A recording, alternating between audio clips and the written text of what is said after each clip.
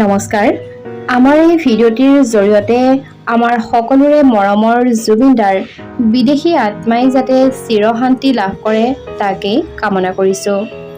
লগতে ভগৱানৰ ওচৰতো এটাই প্ৰাৰ্থনা জনাইছোঁ যাতে জুবিনদাৰ বিদেশী আত্মাই চিৰশান্তি লাভ কৰে তথা তেওঁ স্বৰ্গত শান্তিত থাকে। আপোনালোকেও আজিৰ এই ভিডিঅ'টিৰ জৰিয়তে তলৰ কমেণ্ট বক্সত জুবিনদাৰ বিদেশী আত্মাৰ কাৰণে চিৰশান্তি বিচাৰি প্ৰাৰ্থনা কৰক। এতিয়া মনত বহুতো প্ৰশ্ন আছে তথা অসমবাসীৰ মনত খুবেই প্ৰশ্ন তথা বহুতো প্ৰশ্ন, কিন্তু কোনে দিব এই প্ৰশ্নৰ উত্তৰ? কোনে মৃত্যুমুখলৈ ঠেলি দিছিল জুবিন গাৰ্গক? জুবিনৰ লগত পত্নী গৰিমা শইকীয়া গাৰ্গ নথকাৰ বাবেই ঘটিল নেকি এই দুৰ্ভাগ্যজনক ঘটনা?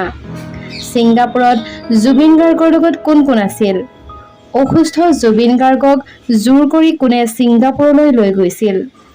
টকালোভী বেপাৰী কেইটামানৰ কাৰণে হেৰাই গ'ল নেকি আমাৰ সকলোৰে মৰমৰ জুবিন গাৰ্গ?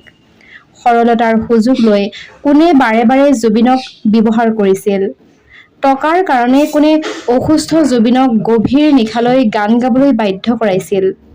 হয়তো ইতিমধ্যে ছ'চিয়েল মিডিয়াত যিবোৰ ভিডিঅ' ভাইৰেল হৈ আছে হয়তো আপোনালোকে সেই ভিডিঅ'সমূহ নিশ্চয় দেখিছে।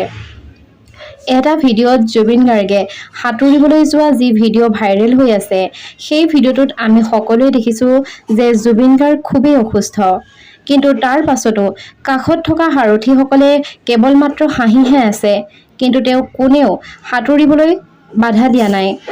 কিয় বাৰে বাৰে ইমান অসুস্থ মানুহ এজনক লৈ যোৱাৰ পাছতো তেওঁ স্কুবা ডাইভিং কৰিবলৈ বাধা দিয়া নহ'ল?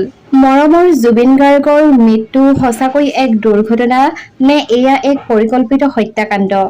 নে জুবিনক কোনোবাই মৰিবলৈ বুলিয়েই এৰি দিছিল? কাৰ ভুলৰ কাৰণে জুবিনদাৰ মৃত্যু হ'ল? জুবিনক ছিংগাপুৰলৈ কোনে মাতি নিছিল? নৰ্থ ইষ্ট ইণ্ডিয়া ফেষ্টিভেল আয়োজন কৰা শ্যামকানু মহন্ত তথা আয়োজক সমিতিৰ কোনো দায়িত্ব নাছিল নেকি? তেওঁৰ মেনেজাৰ তথা সিদ্ধাৰ্থৰ কোনো দায়িত্ব নাছিল নেকি? উৰে নিশা গীত পৰিৱেশন কৰি ভাগৰি পৰা জুবিনক স্কুবা ডাইভিং কৰিবলৈ কিয় এৰি দিছিল? আধা ঘণ্টা সাগৰত পৰি থকাৰ পাছতো কিয় কোনো আগবাঢ়ি অহা নাছিল? জুবিন গাৰ্গৰ মেনেজাৰ সিদ্ধাৰ্থ সেই সময়ত বাৰু ক'ত আছিল? মেনেজাৰ হিচাপে থকা জুবিনৰ লগত ছাঁটোৰ দৰে লাগি থাকিব নালাগিছিল নে বাৰু?